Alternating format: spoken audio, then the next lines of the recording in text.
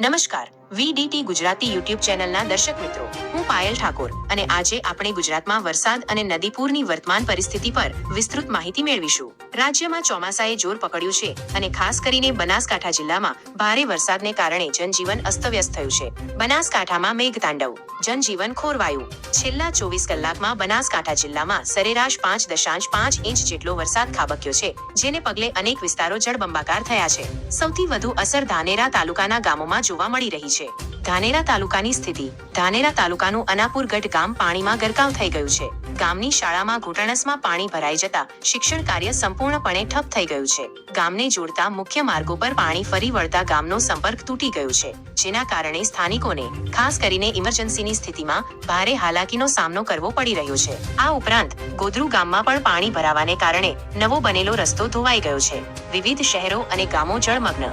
જિલ્લાના અન્ય ભાગોમાં પણ પરિસ્થિતિ ગંભીર છે. થરાદના હાઈવે પર પાણી ભરાતા વાહન ચાલકો મુશ્કેલીમાં મુકાયા છે. ડીસા શહેરના નીચાણવાળા વિસ્તારો અને પાલનપુરની બ્રિજેશ્વર કોલોની જેવા વિસ્તારો પાણીમાં ગરકાવ થઈ ગયા છે. પાલનપુરમાં કલેક્ટર અને એસપીના નિવાસસ્થાન નજીક પણ પાણી ભરાયાના અહેવાલ છે, જે પાલિકાની પ્રી મોન્સૂન કામગીરી પર ગંભીર સવાલો ઉભા કરે છે. પાલનપુરના ડીપી વિસ્તાર અને માનસરોવર રોડ પર દિવાલ ધરાશાયી થવાની ઘટના પણ બની છે. ઇકબાલગઢમાં પણ વહેલી સવારથી ધોધમાર વરસાદ વરસ્યો છે. રાજ્યભરમાં વરસાદી માહોલ. ગુજરાતના અન્ય ભાગોમાં પણ મેઘરાજા મહેરબાન થયા છે. છેલ્લા 24 કલાકના આંકડા મુજબ રાજ્યના 162 તાલુકાઓમાં વરસાદ નોંધાયો છે. વરસાદના મુખ્ય આંકડા. બનાસકાંઠા. વડગામમાં સર્વાધિક 8.6 ઇંચ, પાલનપુરમાં 6.1 ઇંચ અને દાંતીવાડામાં 6.0 ઇંચ વરસાદ નોંધાયો છે. રાજકોટ. જામકંડોરણામાં પણ ભારે વરસાદ થયો છે. સાબરકાંઠા. ઈડરમાં 5.6 ઇંચ વરસાદ નોંધાયો છે. ખેડૂતો અને સ્થાનિકોમાં મિશ્ર પ્રતિસાદ.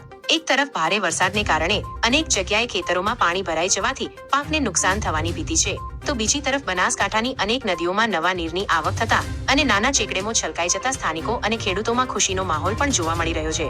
હવામાન વિભાગે આગામી સમયમાં પણ જિલ્લામાં છૂટાછવાયા ભારે વરસાદની આગાહી કરી છે. અમે તમને આ અંગેની તમામ નવીનતમ માહિતી પહોંચાડતા રહીશું. જોતા રહો વીડીટી ગુજરાતી.